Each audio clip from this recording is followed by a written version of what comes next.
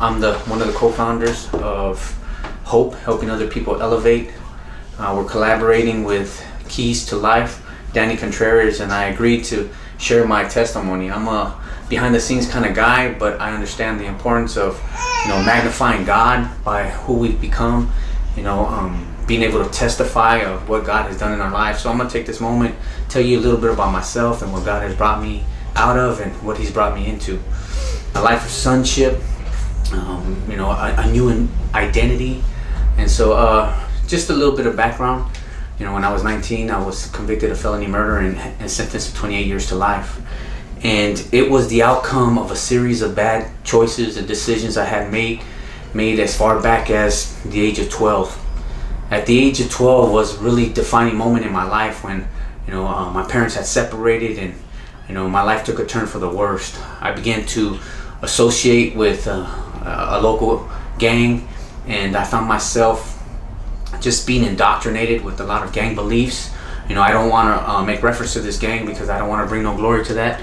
Those are things that I feel ashamed of today because it caused so much destruction and so much harm and just brought so much shame upon my family and set a very terrible example for my family. But so during this time when I was associating with this gang, I had this affinity towards hustle.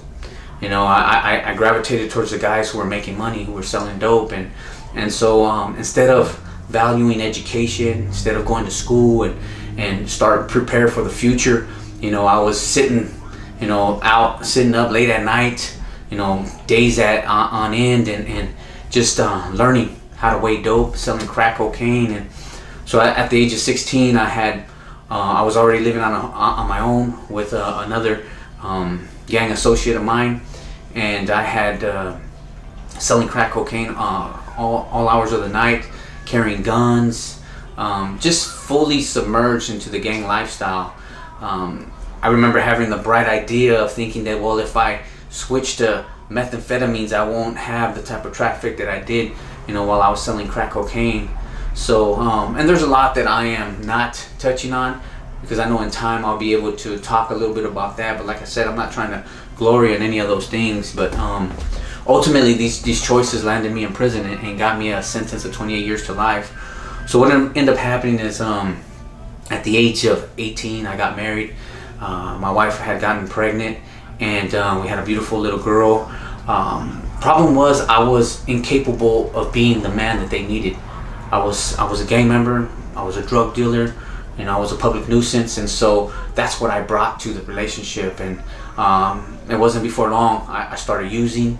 I was using methamphetamines. I was staying up 8 days at a time, carrying weapons. Not to mention the danger that I had exposed them to. I had traffic in and out of my apartment. I was trying to,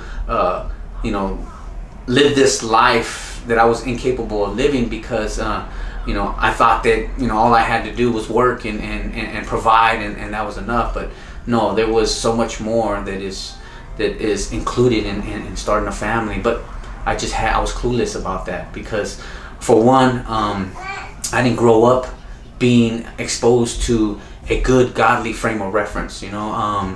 All due respect to my parents because they've worked hard and they've made their own changes, and so I don't want to invalidate that. But prior to that, my father, he was a gang member. My mother, she was a gang member. They grew up involved in that lifestyle, so a lot of the things that they exposed me to was a criminal activity. And when I say criminal activity, I'm talking about just drug addiction and people who are involved in that lifestyle. And so it became commonplace. It became a norm. So to see people that weren't living that way or partying or drinking seemed odd. It seemed out of place. And so to aspire to be a gang member, as sickening as that sounds, that was who I was. I wanted to be the guy that everybody looked up to. I wanted to be the guy with all the money, and so I was attracted to the homeboys in the neighborhood who were selling dope and what we referred to as balling and had things. And so those are the things that I had idolized. Well, because I had no vocation, I had no education, being involved in the gang, made me suffer in so many different ways. And so my development was stunted way back at the age of 12 when I began to associate with this gang. And so when I started my marriage and when I started to live this life, I didn't know nothing. I had no desire to better myself. I had no concept of investing in the future. I had no idea of what it took to raise a family. And so when things got tough and financially, I remember there was a moment where I felt emasculated. I was working and we didn't have even no money for gas. And so it was during Christmas time, so I had to take some gifts, exchange them, get the money back for them, and then use that for gas. And I remember just feeling like, man, I'm not gonna do this. And so I end up calling up one of my friends and say, hey man, you need to front me some dope. And before you know it, I started selling methamphetamines, you know. And so he fronted me a quarter pound, and I started just moving dope. And before you know it, you know, because that was something that I grew up doing. I was hustling from a young age. So you know, it wasn't long before I was making money. I was using it, and so my life just started imploding. And one thing led to another, and I went to go collect the debt, and in the process, you know, an innocent man was murdered. And so, not getting into the details, and just to, you know, show respect to the family, I was found guilty of felony murder and sentenced to 28 years to life. And I remember sitting in prison and thinking to myself how much I failed and how many people I disappointed, and just how irresponsible I was. But I knew no better. And so I'm sitting in prison and thinking, man, this is my future. You know, I made peace with the fact that I would die in prison. But one thing that I knew, I didn't want to be that person anymore. I didn't want to be so and so from so and so. I didn't want to be that person no more. So I remember crying out to God, and it came as a result was I was in reception center. I got involved in a riot, and my mom, she just hadn't heard from me in a while. As some of you know that we don't have access then. This was in '98. We didn't have no access to phones during that time. So you know, it's kind of like the connection with our families are non-existent. So my parents hadn't heard from me. They were worried about me, and so my mom, she decided to make the trip to Delano State Prison. And it turns out I was on lockdown, and so the cop, he decided to tell my mom what I was involved in, whatever his reasons were. And so but they allowed her to see me. And so she's sitting across from me, and there's not much of the visit that I remember, but I remember what she had specifically told me. She was crying, and she said, you're still causing me pain even in there. And those words hit me like a freight train. And so, you know, they were what I needed at that particular time, because I had already hit a rock bottom. And so I remember going back and praying like I've never prayed before. I got on my knees. I remember my son like, hey man, you all right? Is everything good? And I was like, man, just give me a moment. You know, let me be. And so I got on my knees and I prayed, and I said, God, this is not the life I want to live. If you're real, I mean, I didn't grow up and being taught about God or exposed to anything to do with God. So this was all new to me. So I said, Lord, if you're real, then change me. You know, I don't care about going home. You know, I did what I did, and I know that I have to be responsible for that. So I accepted that part of it, but I just don't want to be that same person. And so I cried out to God in a way that I believe was sincere and truly repentant. And so I surrendered it to Him, you know. And so we went on, and I was sent to a level 4 prison. And I remember making that decision. You know, who was I going to run with? Was I going to continue to run with the same guys that I was associating with, or was I going to tread a new path? And you know, like the saying goes, insanity is expecting different results but doing the same. And you know, I didn't know that at that time, but I knew that I had the sense, by the grace of God, that, you know what, if I was going to change, I had to disassociate from them guys. So I started to find myself withdrawing and just you know, soul searching myself. Like, you know, I was disgusted at the person I had become. So to continue in those same mannerisms, to continue in that same lifestyle, that same talk and everything, for me it was just like, it was an affront. It was offensive, and so I said, nah, I gotta change that. So I started to work on me, and I just thank God that He put the right people in my path at the right time, who each poured something of value in me. And so they gave of themselves, whether it was sharing their testimony or just the example that they set. And you'd be surprised how many people who are in prison, who had made a bad choice and were sentenced to a significant amount of time, but yet that didn't prevent them from wanting to make that change. And so that was me. 28 years to life. Some people would say, well, what's the point? That's it, your life, you ruined your life. But I was like, you know what? Later on I remember reading, it's not how you start, but it's how you end that matters. And so, I was working on that. I wanted to write a new chapter for my life. And so as I started to work on my life, I started to really fully submerge myself in reading the Bible, learning about me, learning about what God has in store for me. And I remember at that moment making that decision to talk to my old associates, my old gang associates, and tell them, look, man, I got saved. I'm gonna walk with the Lord. I don't want to run with you guys no more. Their reaction, of course, they were taken back and kind of like, what are you talking about? And they were offended. But it's the stand that I needed to make to finally put some distance between me and them. And so it was in the midst of that distance that I began to get clarity for myself. And so I wasn't, no longer trying to please them, no longer trying to, a fish out of water, doing what they wanted me to do. No, I was, what I realized at that moment is I was experiencing an identity crisis, because that's all I knew. All I knew was the criminal lifestyle. I didn't know who I was outside of that. So during that moment that I began to disassociate, I started to learn about what God thinks about me. I started learning about forgiveness, about repentance, about basic things that help me to elevate my consciousness and start thinking like a man. I realized that I was so backward in my thinking that my left was my right and my right was my left. It was like as if I just had no concept of humanity. I was living barbaric and like an animal. I mean, that's the only thing that I can equate it to, because there's a passage in the Bible when He was talking to the nation of Israel and how they had got so engulfed into the idolatry. He said that the things that they should have made them blush didn't even make them blush. And I felt like that was me. I was involved in all this criminal and gang lifestyle and violence and drugs, that those things that should make you cringe and like, man, didn't, because I had become numb to them. And so I wanted my humanity back.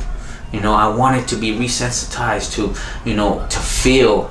And there was this moment that I remember, because I still associated with I talked to guys who I had grown up with, and they would always try to, even if I didn't want to, they would always try to keep me in the loop, and they would tell me, stay away from here, don't go around here, because for whatever reason, right? They had their reasons. But I remember this one particular time they told me, hey, so-and-so is going to get stabbed, so stay away from a certain area.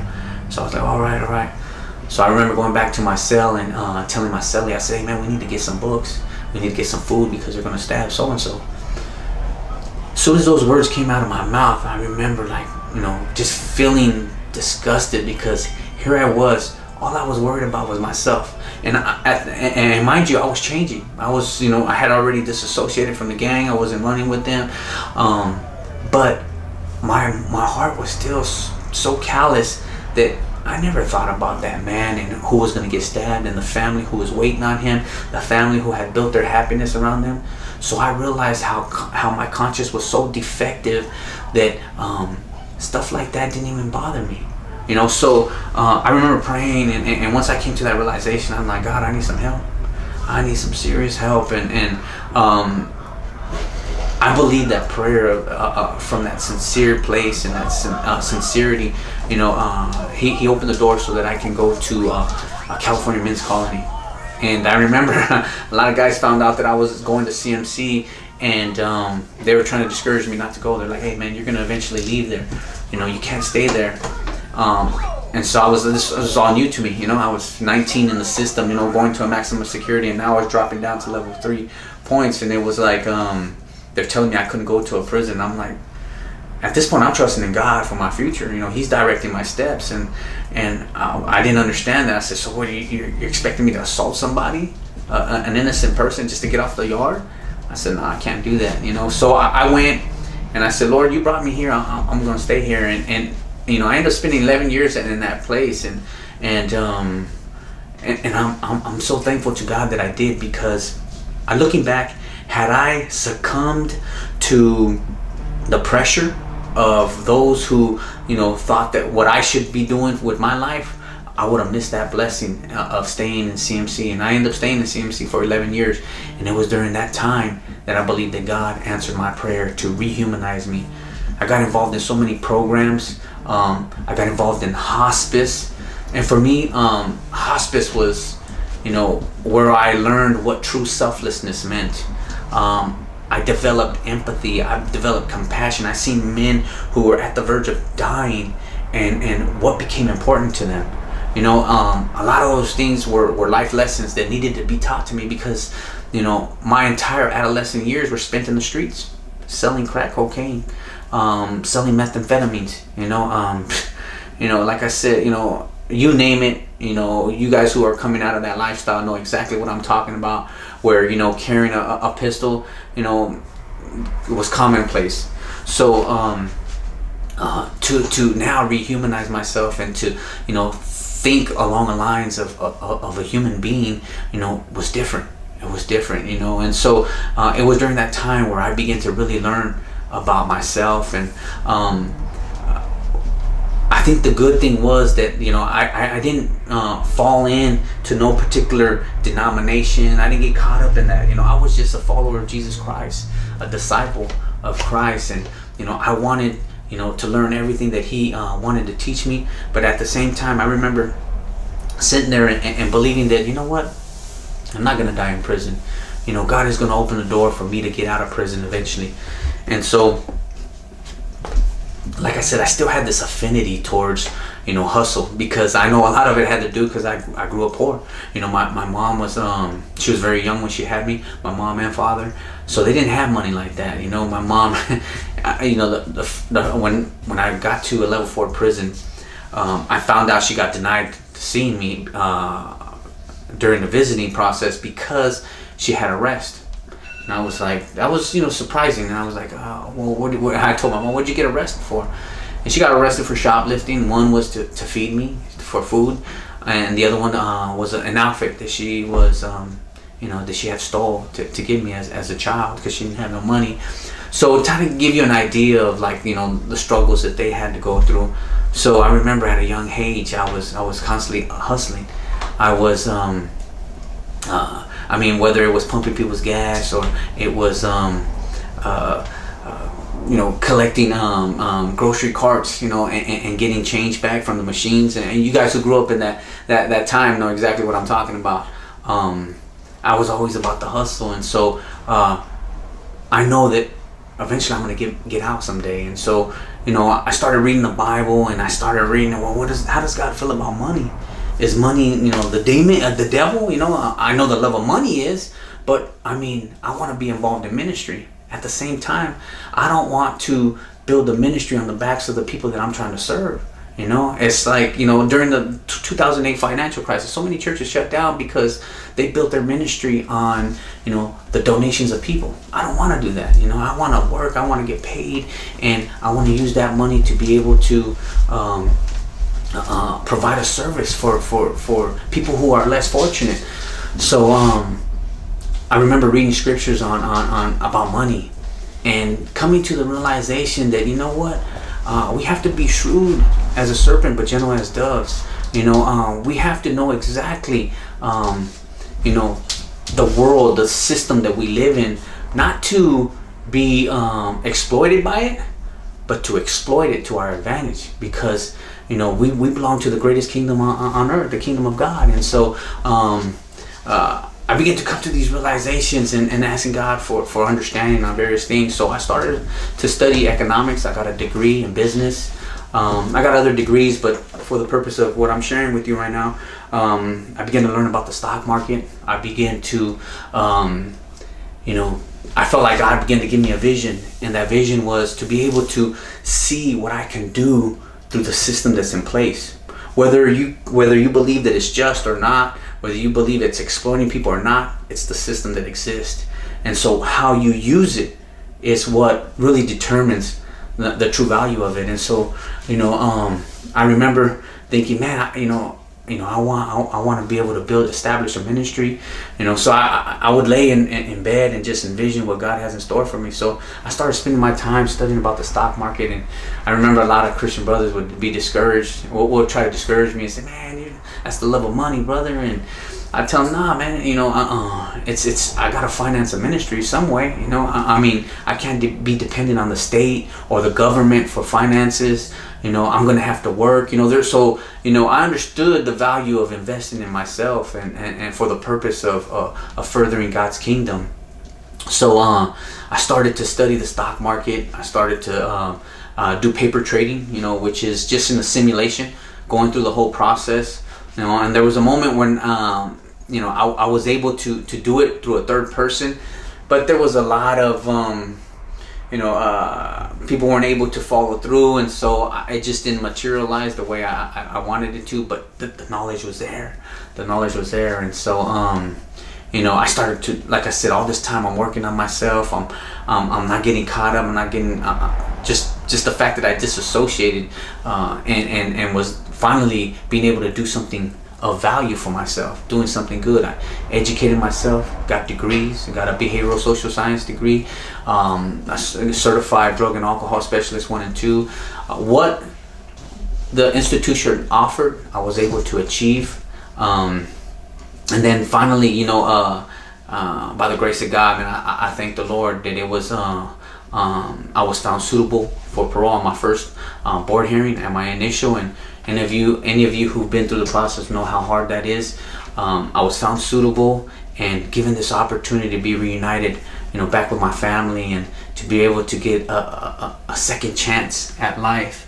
And so I paroled March 16th, 2020, and a lot of the things that I was sitting in prison and just hoping to be able to accomplish out here, I start to see now that I'm out, God at work. The same way that he was at work in there, he's at work out here. And that was my struggle, because I seen God evident, in prison. He protected me from being stabbed, being jumped, and there was moments where I had to take a stand for God. It was either I was going to live in fear of the gang, or I was going to, fear God. And so, I chose God. And I spent my time in prison chasing after God, and he opened the doors, and I was able to do things that I could never even imagine. And like I said, this is not a boastimony. I realized that I was just an empty vessel, an instrument in his hand. In there I was, I trusted him for things, and I seen him at work, and out here is going to be no different. No different. I was blessed with a beautiful wife, amazing, supportive wife. And so when I paroled, she's been there for me ever since I stepped out of prison. And she believed in me. She believed in my change. She believed in the visions that I've had, in going forward, the things that I wanted to do. And so she supported me. She's on the front lines with me. She opened an account for me, a stocks account. She put $500. She worked hard for this money. And so me, I'm like, I want to make sure that I do right by her. And so as I said, March 16th, and this is during the time, the COVID-19 has decimated the economy. A lot of businesses have failed because of COVID, because they had to shut down, and there's some that created new industries. So I started investing. I started to take what I sat in prison and learning and really applying myself, and I started to apply it out here. Started to learn technology. I started to learn how to handle an iPhone. She blessed me with an iPhone. Started getting familiar with apps and so on and so forth. And here we are in January 2021, and I was able to take that 400 and turn it into 4,500. And to a lot of people, that's like, oh man, that's not much. But to me, it was, because the knowledge that I acquired and how I acquired it and where, it was all the grace of God. It was in prison. I mean, who would think, here I was, a crack dealer, an adolescent crack dealer who sold crack and meth and no real education. Not only got an education, got a business degree, but also learned about the market, stock market. There's so many people that, have education and don't know about the stock market, so I believe that was God who opened those doors. And now I see how other people start believing in me, and they want me to not only teach them about the market, but some people have entrusted me with some finances so that I can start to invest in the market. And so I see that everything that God had, those seeds long ago that were placed in my mind, as I begin to water them and nurture them, that now they're growing, they're coming into fruition. And so this is just the beginning. But as I said, I'm trusting in God in the same way that I was trusting in God in prison. No different, I'm doing the same thing. I'm still chasing after God. I'm still learning as I go on. Now I'm learning about relationships. I was just recently blessed with a beautiful son, named Michael. And, I'm getting another chance to live life. But the only difference now is that I'm no longer blind. I'm going forward with eyes wide open and understanding, my God-given role, as well as, the calling that God has in my life. And so now I'm finding that balance of what God expects from me as a man, as a son of God, the responsibility I have towards my wife, my son, and those around me. As I said, we started a podcast. We started a YouTube video called Hope, helping other people elevate. And it's not about making money. I'm not trying to make money. All I want to do is elevate other people. If there's one person I can help, then I know that I'm doing God's will. So I'm not here promoting myself. I'm here promoting the mission that I was that person that no one invested in growing up. And so now I want to make sure that I do for others what people failed to do for me, and that's invest in their lives. So I'm gonna do what I can, whether it's helping people with the board, can't forget where I came from, or helping them with their finances, because I know that a lot of reasons why I turned towards those criminal alternatives is because I was broke. I was broke. I didn't have no money, and no one to tell me, hey man, go get a trade, man. Go invest in yourself and go get a vocational trade. All I thought that my only options were selling dope, and so I try to become good at that, and what I consider all hustling backwards today. So today, through education, by the grace of God, opportunities, doors that He's opened up, I'm in a different place. I'm in a better place, and what I realize is you do different when you are different, and so I thank God for where I am today, and I thank God that I was able to share this with you, and that you took the time just to hear me out. And I hope that going forward, that there's more stuff that you can gain from the knowledge and insights that I've gotten over the years. Thank you.